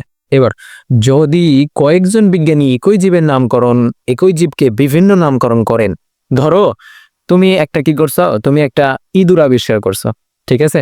একটা ইঁদুর আবিষ্কার করছো, এখন সেম টাইমে আমিও ইঁদুরটা আবিষ্কার করছি। তুমি একটা ইঁদুর খুঁজে পাইছো তোমার এলাকায়, আমি একটা ইঁদুর খুঁজে পাইছি আমার এলাকায়। এখন দেখলাম তোমার ইঁদুরের সাথে মিলা যে দুইটা ইঁদুরই সেম। তোমার ইঁদুর যেটা, আমার ইঁদুরও সেম প্রজাতির ইঁদুর, সেম টাইপের ইঁদুর। তখন এখন চাইতেছি দুইজনই আমরা বৈজ্ঞানিক নাম দেব। বৈজ্ঞানিক নাম দেওয়ার ক্ষেত্রে এখন আমরা দুইজন তো চাইলে দুইটা বৈজ্ঞানিক নাম দিতে পারি। ক্রেডিট নেওয়া লাগবে না? আমি আবিষ্কার করছি, আমার তো এখন ক্রেডিট নেওয়া লাগবে। তো ধরো তুমি একটা বৈজ্ঞানিক নাম তৈরি করছো, আমি একটা বৈজ্ঞানিক নাম করছি, সেই একই ব্যাঙের, সরি একই কি ইঁদুরের, একই ইঁদুরের তুমি একটা বৈজ্ঞানিক নাম দিতেছ, আমি একটা বৈজ্ঞানিক নাম দিতেছি। এখন ওই যে ICZN যে সংখ্যা, যে ইয়েটা পড়ে আসছিলাম একটু আগে, যে ইয়েটা পড়ে আসছে এখানে, এই যে ICZN, এর কাছে আমরা নিয়ে যাব, দুইজনই আমরা নিয়ে যাব যে ভাই এই যে এরকম একটা ইঁদুর আমরা আবিষ্কার করছি, ও আবিষ্কার করছে, আমিও আবিষ্কার করছি। এখন এই ইঁদুরটার বৈজ্ঞানিক নাম দিতে চাচ্ছি আমরা, আমিও নাম দিতে চাচ্ছি, ও দিতে চাচ্ছে। তখন ওরা বলবে না, একই জিনিসের বা একই ইঁদুরের তো দুইটা নাম দেওয়া পসিবল না, যে কোনো একটা নাম দেওয়া লাগবে। এখন বলবে যে আপনাদের দুইজনের নামের ভিতরে যে কোনো একজনের নাম দেওয়া লাগবে, ঠিক আছে? তখন কার নামটা নিবে? কার নামটা নেবে? যে প্রথমে আবিষ্কার করছে তার নাম দেওয়া হবে, যে প্রথমে আবিষ্কার করছে তার নাম দেওয়া হবে। ধরো আমার আর তোমার ভিতরে তুমি আগে আবিষ্কার করছো, তখন কি করবে জানো? তখন তোমারটা নিয়ে নেবে, আমারটা নিবে না। বুঝা গেছে? আমি গল্পটা কি বললাম? গল্পটা বললাম তোমার গ্রামে একটা তোমার গ্রামে একটা ইঁদুর পাইছে, আমার গ্রামে আমি একটা ইঁদুর পাইছি। এখন দুইজন দেখে মিলায় দেখলাম যে ইঁদুর দুইটা সেম। তো ইঁদুর দুইটা সেম হওয়ার পরে এখন আমরা তোমার হয়েছে দুইজনে দুইটা বৈজ্ঞানিক নাম দিয়েছে এবং ICZN কাছে নিয়ে গেছি যে দেখেন ভাই আমরা আবিষ্কার করছি, এবং হচ্ছে দুইটা বৈজ্ঞানিক নাম দিয়েছি। তখন তারা কার নামটা নেবে? শুধুমাত্র যে আবিষ্কার করছে আগে তার নামটা নেবে। ধরো তুমি আগে আবিষ্কার করছো, তোমার নাম না হবে। বুঝতে পারো না আগের এই কথাগুলো? না বুঝলে নাই বাদ। এখান থেকে দেখো, যদি কয়েকজন বিজ্ঞানী একই জীবকে বিভিন্ন নামকরণ করেন, তবে অগ্রাধিকার আইন অনুসারে প্রথম বিজ্ঞানী কর্তৃক প্রদত্ত নামটি গৃহীত হবে। ঠিক আছে, এই রুলসটা এখানে দিছে। এরপর যদি প্রথম কোনো জীবের বিজ্ঞানসম্মত, আচ্ছা যেই ব্যক্তি প্রথম কোনো জীবের বিজ্ঞানসম্মত নাম দিবেন, তার নাম প্রকাশের সাল সহ উক্ত জীবের বৈজ্ঞানিক নামের শেষে সংক্ষেপে সংযোগ করা হবে। বুঝতে পারো না এখানে কি বলছে? বুঝার দরকার নেই, আমি বুঝাই। দেখো, আমার তো বুঝাইতেই ভালো লাগে। দেখো, হোমো স্যাপিয়েন্স।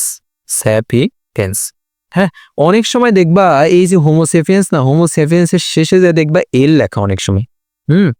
অনেক সময় দেখবা যে হোমোসেপিয়েন্সের শেষে এল লিখে ডট দেওয়া।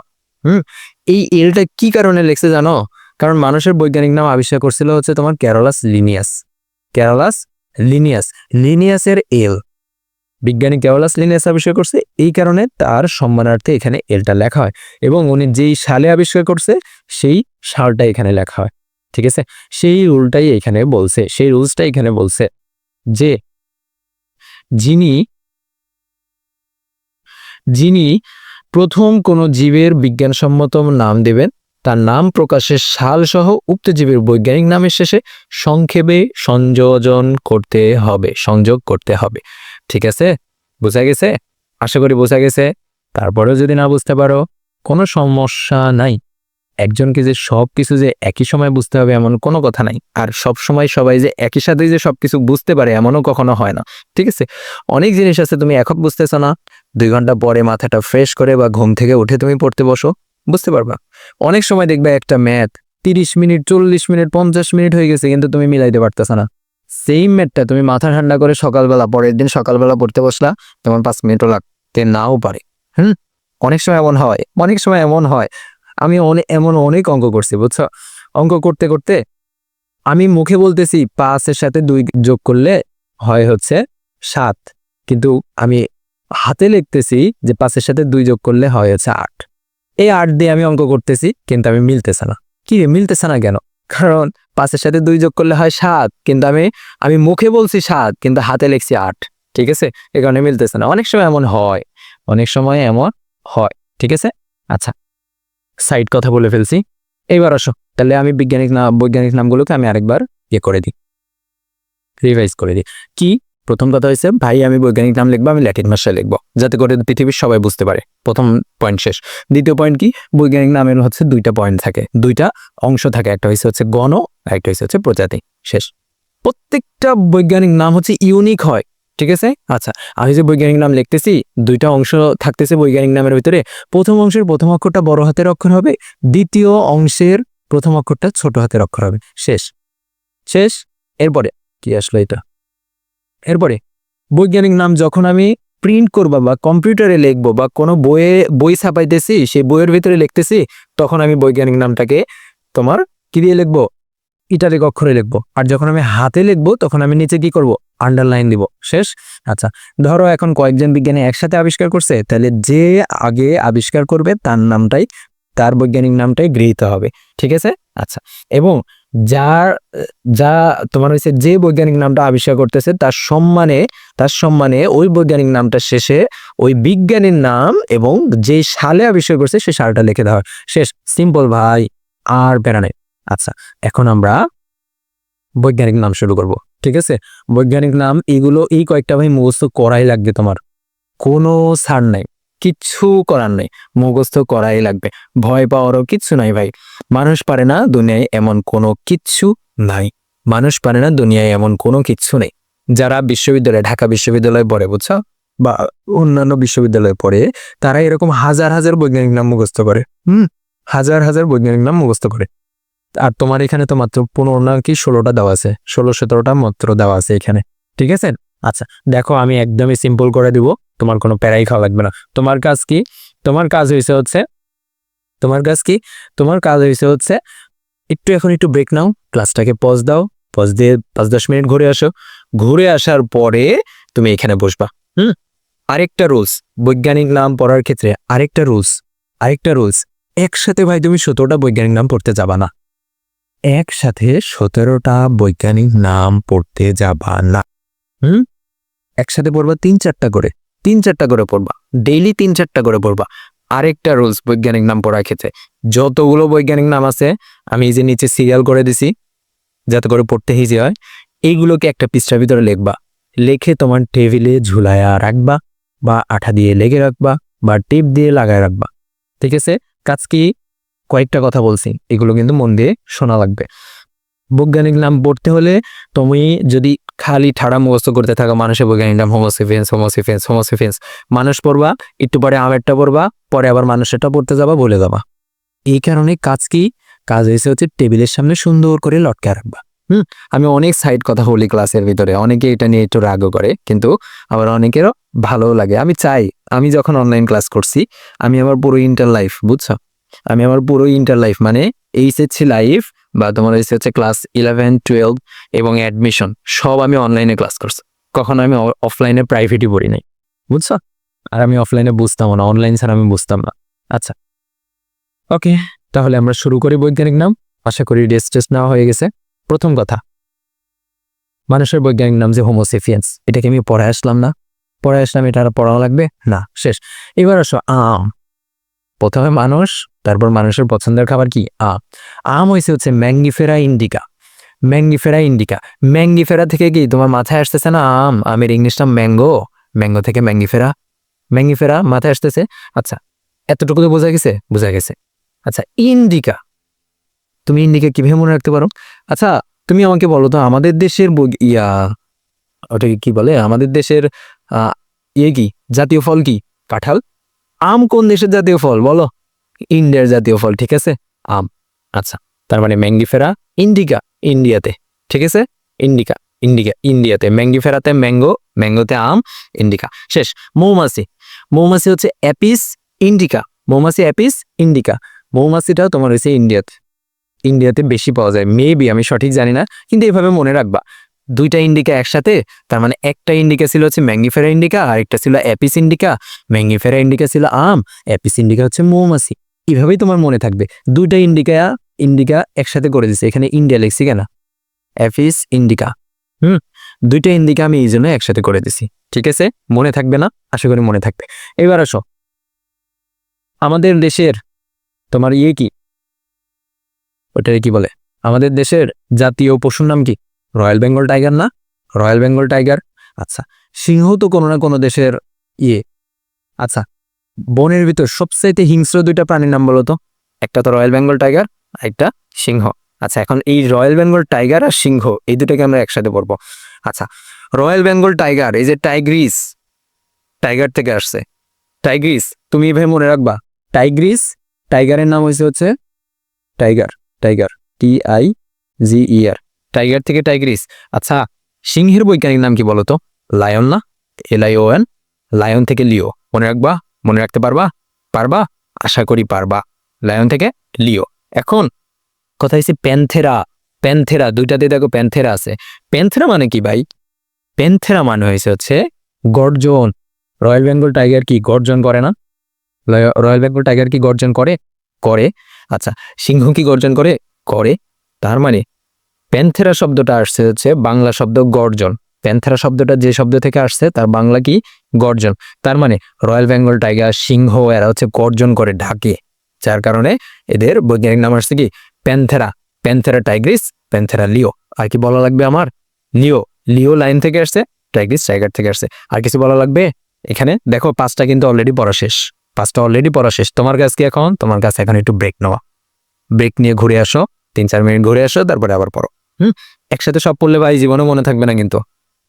তুমি এগুলো আবার রিকেপ করো। মানুষ এটা তো পড়াই ফেলছি, আম, ম্যাঙ্গিফেরা ইন্ডিকা, মৌমাছি apis indica, royal Bengal tiger panthera tigris, সিংহ কি? প্যান্থেরা লিও, শেষ। ধান, ধান যে অরাইজা স্যাটিভা, এটা কি আমার বলা লাগবে? ধান যে অরাইজা স্যাটিভা, অবশ্যই এটা অনেকের নাও জানা থাকতে পারে, এটা স্বাভাবিক। আমি মনে হয় শিখছিলাম ইন্টার লাইফে যে SSC লাইফে যে আমি কি লেভেলে ফাঁকিবাজ ছিলাম, এই কারণে আমার চ্যানেলের নামই দিয়েছি ফাঁকিবাজ, যা, ঠিক আছে। আচ্ছা, ধান অরাইজা স্যাটিভা। এরপরে কি? ধান যেহেতু দিছি, ধানের সাথে পাটটাকেও পরে ফেলি। ধান পাট দুইটাই তো তোমার চাষ করা হয়, তাই না? চাষ করা হয়। আচ্ছা, ধান অরাইজা স্যাটিভা। পাট কি? পাট হচ্ছে কর খোরাস ক্যাপসুলারিস, কর কোরাস ক্যাপসুলারিস, কর কোরাস ক্যাপসুলারিস, কোরাস কোরাস ক্যাপসুলারিস, কর কোরাস ক্যাপসুলারিস, কর কোরাস ক্যাপসুলারিস। আশা করি আর প্রবলেম হওয়ার কথা না, ভাঙ্গে পড়বা। কোরাস ক্যাপসুলারিস, কোরাস ক্যাপসুলারিস, ঠিক আছে। আচ্ছা, এইবার আসো কলেরা। কলেরা ম্যালেরিয়া দুইটা রোগ না? কলেরাও একটা রোগ, ম্যালেরিয়াও একটা রোগ। আচ্ছা, দুইটা রোগ, এই দুইটা রোগের বৈজ্ঞানিক নাম আমরা কিভাবে মনে রাখতে পারি? কলেরা হচ্ছে, দেখো নামের শেষে কলেরাই আছেই কিন্তু, তার মানে জাস্ট মনে রাখা লাগবে ভিব্রিও। ভিব্রিও কোথা থেকে আসছে? ভিব্রিও মানে, প্রথম কথা ভিব্রিও মানে মনে রাখবা, ভিব্রিও মানে হচ্ছে কমা আকৃতি, কমা। আমরা কি যে কমা দিই না, এই যে কমা লেখার মাঝখানে আমরা কমা দিই না, কমা। আচ্ছা, ভিব্রিওটা কলেরা মানে ভিব্রিও কলেরাটা দেখতে কমা আকৃতি, এই যে ভিব্রিও কলেরা, এই যে ভিব্রিও কলেরা, এই যে কমা আকৃতির হইতেছে, এই জন্য বলা হইতেছে হচ্ছে ভিব্রিও, এই যে কমা আকৃতির, বুঝছো, এই কারণে এটাকে বলা হয়েছে হচ্ছে ভিব্রিও কলেরা। ঠিক আছে, সিম্পল, শেষ ভিব্রিও কলেরা কমা আকৃতি। এরপরে হচ্ছে ম্যালেরিয়া। ম্যালেরিয়া কি একটা ভাইরাল রোগ না?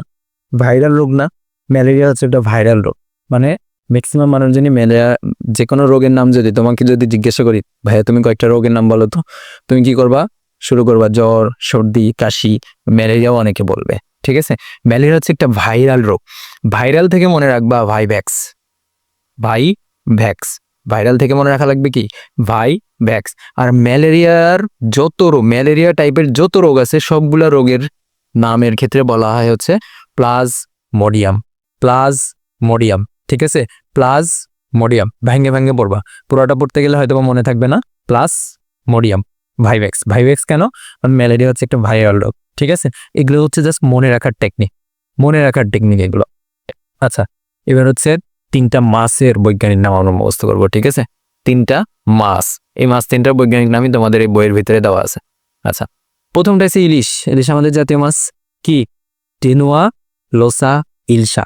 এই যে ইলশা কি? ইলশা ইলিশ, মিল আসতেছে কিছু? ইলশা ইলিশ, টেনুয়া, লোসা, এতটুকু মনে রাখবা। টেনুয়া, লোসা, ইলশা, টেনুয়া, লোসা, ইলশা। ঠিক আছে, শেষ, ইলিশ শেষ। আচ্ছা, রুই। এই রুই মাছের নাম আসলে আমার খালি এই রোহিত শর্মার কথা মনে আসে, বুঝছো? রোহিত শর্মাকে চেনো তোমরা? উনি হচ্ছে ইন্ডিয়ান ক্রিকেটার, চ্যাম্পিয়ন ক্রিকেটার। তো ল্যাবিও রোহিতা, রুই মাছ, রোহিতা, রোহিত শর্মার কথা আমার মাথায় আসে। রুই মাছ, ল্যাবিও রোহিতা, রোহিত শর্মা। ঠিক আছে, ল্যাবিও রোহিতা, রোহিত শর্মা, রুই মাছ, রোহিতা, রোহিত শর্মা। আচ্ছা, কাতলার ক্ষেত্রে দেখবা গণজা প্রজাতীয়তা, কাতলা, আবার মেইন নামটাও তাই, কাতলা, সব কাতলা। 3টা মাছের বৈজ্ঞানিক নাম ইজি হয়ে গেছে না? ইজি হয়ে গেছে আশা করি। এই 3টা একসাথে পড়বা। এরপরে আসো শাপলা ও জবা। শাপলা কি? শাপলা আমাদের জাতীয় ফুল, তাই না? আচ্ছা, শাপলার বৈজ্ঞানিক নাম কি? নিমফিয়া নৌচালি, নিমফিয়া নৌচালি। যেহেতু আমাদের জাতীয় ফুলের নাম শাপলা, এরপরে হচ্ছে তোমার যে কোনো তোমার বলছে টাকা বলো, পয়সা বলো, সব কিছুর মাঝখানে শাপলা দেওয়া। এটা কি আমি তোমাকে টেকনিক দিয়ে শেখাবো না, নিজে থেকে এটা মুখস্থ করা লাগবে। ঠিক আছে, নিমফিয়া নৌচালি। এবার আসো জবার নাম হচ্ছে হিবিস্কাস রোজা সিনেনসিস। আচ্ছা, রোজা মানে কি? গোলাপ না? গোলাপ। সর্বপ্রথম মনে রাখবা যে হচ্ছে গোলাপ আসছে, তো গোলাপের পরে জবা যখন তৈরি হয়েছে, জবা ফুল যখন মানুষজন দেখতে পাইছে, কয় জবাটাও তো দেখতে অনেকটা রোজা বা গোলাপের মতো। ঠিক আছে, হিবিস্কাস রোজা সিনেনসিস, 2টা ফুলের নাম তোমাদের দেওয়া আছে বইয়ের ভিতরে, ফুলের নাম 2টা মুখস্থ করে ফেলছে, শেষ। এবার আসো দোয়েল। দোয়েল কি? দোয়েল আমাদের জাতীয় পাখি। তো জাতীয় পাখির নামও কি? কপসিকাস সেলুলারিস। ঠিক আছে, অনেক সময় আমার উচ্চারণেও 2-1টা ভুল থাকতে পারে, স্বাভাবিক। আমি নিজেও একজন স্টুডেন্ট তোমাদের মতোই, তাই না? আমি নিজেও একজন স্টুডেন্ট, আমারও যদি উচ্চারণে 2-1টা ভুল হয়, সেই জিনিসগুলো একটু স্যাক্রিফাইস করিও। ঠিক আছে, আচ্ছা, কপসিকাস সেলুলারিস। আর কোনো ব্যাং হচ্ছে বুফো মেলানোটিকাস, মেলানোটিকাস। আচ্ছা তোমরা ব্যাঙের একটা গল্প পড়ছো না, যে একটা ব্যাঙ নিজের বুক ফুলাইতে ফুলাইতে ফুলাইতে এত ফুলাইছে শেষ পর্যন্ত সে ব্লাস্ট হয়ে গেছিল, মনে আছে? মানে বুকটা এমন ভাবে এত মেলা মেলা ফুলাইছে, অনেক বেশি মেলা ফুলাইছে। মেলানোটিকাস। মেলানোটিকটাস, বুফো মেলানোটিকটা। ঠিক আছে, বুকটারে এমন পরিমাণে ফুলাইছে টিকটাস করে ফেটে গেছে। ঠিক আছে, মনে রাখার জন্য আর কত কিছু বলবো। কোন ব্যাংক? বুফো মেলানোটিকটাস। এবার আসো আরশোলা। ধরো তুমি অনেক দিন ধরে প্ল্যান করতেছো, প্রি প্ল্যান, তোমার অনেক আগের প্ল্যান, অনেক দিন ধরে তুমি প্ল্যান করছো, প্রি প্ল্যান করছো তুমি আমেরিকায় যাবা পড়াশোনা করতে, কিন্তু সেখানে আমেরিকায় যেয়ে তুমি হয়ে গেছো কানা। আরশোলার বৈজ্ঞানিক নাম হচ্ছে প্রি প্ল্যানেটা। তোমার আগে থেকেই প্ল্যান যে তুমি আমেরিকা যাবা, আমেরিকা, কিন্তু আমেরিকাতে যে হয়ে গেছে তুমি কানা। ঠিক আছে, প্রি প্ল্যানেটা আমেরিকানা, প্রি প্ল্যানেটা আমেরিকানা। আসলে তাহলে কি? আসলে হচ্ছে প্রি প্ল্যানেটা আমেরিকানা। এবার আলুর বৈজ্ঞানিক নাম কি? আলুর বৈজ্ঞানিক নাম হচ্ছে সোলানাম টিউবারোসাম। টিউবারের মতো দেখতে না আলু কি টিউবারের মতো দেখতে না? মানে এই যে তোমার হচ্ছে একটু লম্বাটে গোলাকার টাইপ, এই টাইপের না, টিউবারের মতো দেখতে, এই কারণে হয়ে গেছে হচ্ছে টিউবারোসাম। ঠিক আছে, তার মানে আলুর বৈজ্ঞানিক নাম কি? সোলানাম টিউবারোসাম। দেখো ভাই, 18টা বৈজ্ঞানিক নাম আমি পড়ায় ফেলছি। এগুলো তুমি কি একদিনে বললেই পারবা? জীবনেও পারবা না। তুমি যত বড় জ্ঞানী হও, তুমি যদি লাইফে ফার্স্ট যদি বৈজ্ঞানিক নাম যদি পড়ে থাকো, তুমি জীবনেও পারবা না। সাইন্টিফিক নাম তুমি যদি লাইফের ফার্স্ট পড়ে থাকো, তুমি জীবনেও পারবা না। তোমার কাজ কি? তোমার কাজ ওই যে সর্বপ্রথম কথা, টেবিলের সামনে সুন্দর করে এটাকে ঝুলা ফেলবা। কারণ ভাই অনেক এমসিকিউ আসবে তোমার এই সাইন্টিফিক নেম থেকে। তুমি এভাবে গোছায় যদি না পড়ো সাইন্টিফিক নেম, তোমার জীবনেও মনে থাকবে না। ঠিক আছে, এর মাধ্যমে আমাদের এই পুরো চ্যাপ্টার আমরা শেষ করে ফেললাম, কিন্তু আজকের ক্লাসের অংশটুকু আমরা এমসিকিউ কিন্তু সলভ করি নাই। আজকের ক্লাসের এমসিকিউটুকু আজকে সলভ করে ফেলবো, ক্লাসটা অনেক বড় হয়ে যাইতেছে। শুরু করি আমরা। কোন প্রাণী বৃদ্ধিভিত্তিকভাবে উন্নত কোন প্রাণী? আচ্ছা, আমরা ওই যে মানুষের যে শ্রেণীবিন্যাসটা পড়ছিলাম, ওটার একদম শেষে প্রজাতিতে কাদের কি লেখা ছিল? বুদ্ধিভিত্তিকভাবে উন্নত। কি লেখা ছিল? মানুষের ক্ষেত্রে লেখা ছিল না? মানুষের ক্ষেত্রে লেখা ছিল, হ্যাঁ। তার মানে মানুষ হচ্ছে বুদ্ধিভিত্তিকভাবে উন্নত। আর এমনিও তুমি দেখতেছো মানুষের মতো বুদ্ধি আর কারো আছে? না, আর কারো নাই। আচ্ছা, মানুষের যে শ্রেণীবিন্যাসের সঠিক ক্রম কোনটি? মানুষের শ্রেণীবিন্যাসের সঠিক ক্রম কোনটি? আচ্ছা, এখন বিষয় হচ্ছে কি জানো ভাই, এখান থেকে এই সিরিয়ালটা তোমার একটু মনে রাখা লাগবে। অ্যানিমেলিয়া, কর্ডাটা, মামালিয়া, প্রাইমেট, তারপর হচ্ছে হোমিনিডি, তারপরে হোমো আর সেপিয়েন্স, এটা তো তোমার মনে রাখা লাগবে না। আচ্ছা, এরপরে অ্যানিমেলিয়া, এটাও তোমার মনে রাখা লাগবে না, তুমি এমনি মনে রাখতে পারতেছো। তোমার মনে রাখা লাগবে মাঝখানের এই চারটা, কর্ডাটা, মামালিয়া, প্রাইমেট, হোমিনিডি। এই চারটা একটু কষ্ট করে সিরিয়ালটা মনে রাখা লাগবে। ঠিক আছে, মাঝখানের এই চারটা তোমার একটু কষ্ট করে সিরিয়ালটা মনে রাখা লাগবে। Chordata, mammalia, primate, hominidae. আচ্ছা, তোমারে আমি সহজ পদ্ধতি শিখাই দিই। ঠিক আছে, আচ্ছা, তুমি সর্বপ্রথম যেহেতু এই চারটা তুমি শুধুমাত্র মুখস্থ করতেছো, এই চারটা তুমি আগে লেখো। CHOR, chordata লেখলা।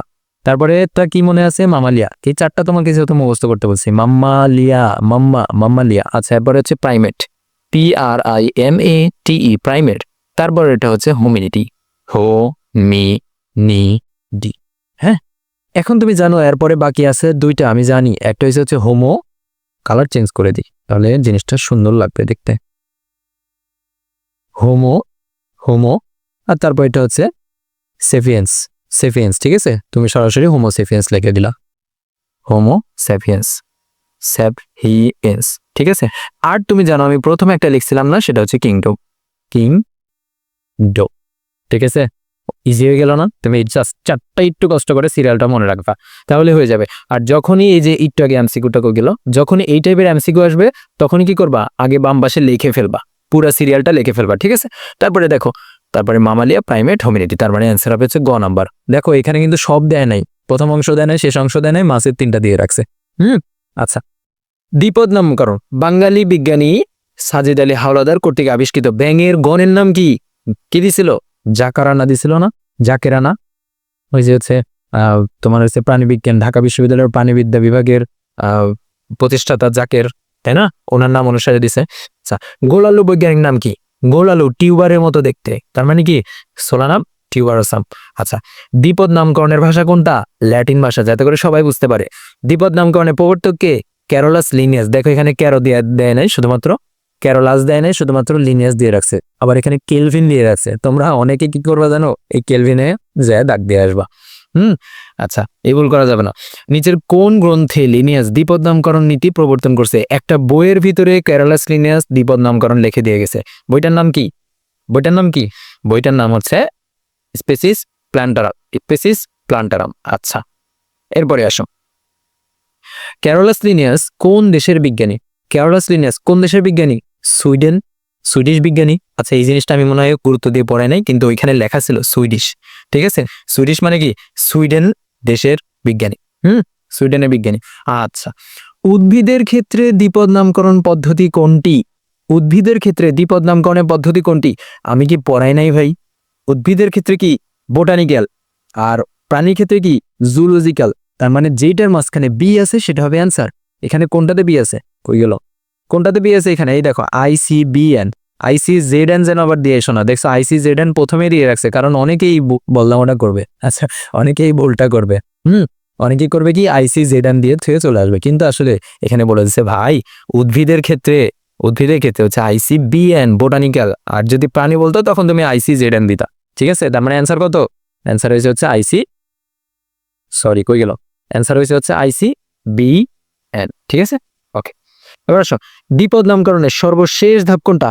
সর্বশেষ ধাপ কি ছিল? সর্বশেষ ধাপ স্পেসিস বা কি? প্রজাতি। বলছিলাম ভাই এগুলো সিরিয়াল মনে রাখা লাগবে। পেঁয়াজের বৈজ্ঞানিক নাম কি? পেঁয়াজের বৈজ্ঞানিক নামের গণ অংশটা কি? গণ কি ছিল? প্রথম অংশটার নাম কি? পেঁয়াজের কি? অ্যালিয়াম কেপা। পেঁয়াজ কি? অ্যালিয়াম কেপা। পেঁয়াজ অ্যালিয়াম কেপা। দেখছো চলে আসছে। বৈজ্ঞানিক নামগুলো ভাই অনেক সুন্দর করে পড়া লাগবে। আচ্ছা, কোন বৈজ্ঞানিক নামটি সঠিকভাবে লেখা হয়নি? তার মানে এখানে ওই তোমার নিয়মগুলো যে আছে, নিয়মগুলা দেখো সঠিকভাবে লেখা হয়নি কোনটা। এখন সবাই করবে কি? দেখবে যে আচ্ছা দেখি তো এখানে কোনটা তো ভুল আছে, খুঁজে দেখবে একটাতেও ভুল নাই। আচ্ছা, বা অনেকে করবে কি যে তোমার, আমি নিজে উল্টা বলে ফেলছি, অনেকে করবে কি এখানে যেটা সঠিক আছে সেটা দাগাইতে যাবে। এখন যে দেখে যে তিনটাই সঠিক, একটা ভুল, তখন অনেকের মাথায় প্রেশার আসবে। তাই কি কোশ্চেনটা ভালো করে পড়া লাগবে। লেখা হয়নি বলছে, তার মানে নিচের কোনটা ভুল? কোনটা ভুল? আচ্ছা দেখো তো, প্রথমটা কি? প্রথম অক্ষর বড় হাতের, পরেরটা ছোট হাতের, তারপরে সবগুলো ইতালিক লেখা আছে, ঠিক আছে। পরেরটা এখানে বড় হাতের, এখানে ছোট হাতের, বৈজ্ঞানিক নামটাও ঠিক আছে। আচ্ছা, এইটাতে দেখো এইটাও বড় হাতের, এইটাও বড় হাতের, কিন্তু আমরা জানতাম কি এইটারটা বড় হাতের হইতে পারে, কিন্তু এইটারটা তো ছোট হাতের হওয়া লাগবে প্রথম অক্ষর। তার মানে ভুল হয়েছে হচ্ছে এইটা। বোঝা গেছে? বুঝা গেছে। আচ্ছা, এই রুলসগুলো কিন্তু আমরা পড়ে আসছি। আচ্ছা, আরশোলার বৈজ্ঞানিক নাম কোনটি? আরশোলা কি ছিল? আরশোলার বৈজ্ঞানিক নাম পড়ছিলাম না? ওই যে একটা গর্ব বলছিলাম যে তুমি অনেক দিন হলে প্রি প্ল্যান করতেছ যে তুমি বিদেশে যাবা। বিদেশ বলতে কি আমেরিকাতে যাবা, কিন্তু আমেরিকাতে যে তুমি হয়ে গেছো কানা। সেটা কি ছিল? আরশোলারটা বলছিলাম না? আরশোলারটা। তার মানে অ্যান্সার হবে কি? গ নাম্বার। আচ্ছা, নিমফিয়া নৌচালি এটা কোনটির বৈজ্ঞানিক নাম? কতবার আসছে? এটা তো এখানে কমই লিখে রাখছে, আরো হিউজ বার আসছে। ঠিক আছে, এটা খুব ভালো মতো পড়া লাগবে। তার মানে শাপলার বৈজ্ঞানিক নাম কি? সরি, মুখে তো বলে দিয়েছি। শাপলা কি? শাপলা হচ্ছে আমাদের জাতীয় ফুল। জাতীয় ফুলের বৈজ্ঞানিক নাম কি? নিমফিয়া নৌচালি। আচ্ছা, মৌমাছির বৈজ্ঞানিক নাম কি? ওই যে বলছিলাম দুইটা ইন্ডিয়া একসাথে পড়ছিলাম, একটা ছিল ম্যাগনিফেরা ইন্ডিকা, আর একটা হচ্ছে অ্যাপিস ইন্ডিকা। তার মানে মৌমাছির বৈজ্ঞানিক নাম অ্যাপিস ইন্ডিকা। আচ্ছা, কোর্সোরাস ক্যাপসুলারিস কোনটির বৈজ্ঞানিক নাম? কোর্সোরাস ক্যাপসুলারিস কোনটির বৈজ্ঞানিক নাম? কোর্সোরাস ক্যাপসুলারিস কি ছিল? পাট ছিল না? পাটের বৈজ্ঞানিক নাম ছিল। আচ্ছা, সোনালী আঁশের বৈজ্ঞানিক নাম কি? সোনালী আঁশও তো কি? পাটি। তার মানে পাটের বৈজ্ঞানিক নাম কি? কোর্সোরাস ক্যাপসুলারিস। একটু ঘুরে দিছে, কলেজের কোশ্চেন তো। আচ্ছা, হিবিস্কাস রোজা সিনেনসিস কি?